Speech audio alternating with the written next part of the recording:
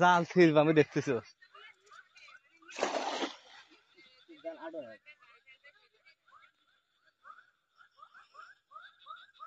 মাছ দেখছি তোমার নাম্বার কাম আছে পুরা কাটি আছে নাকি দেখি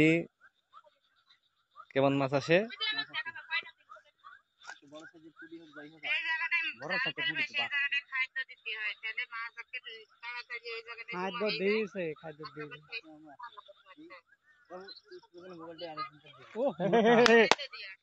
আছে বড় বড়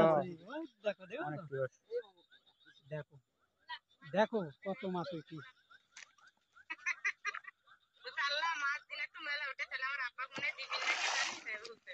দেখো কি পুঁটি দেখো দেখো মাছ কত পানি নিয়েছে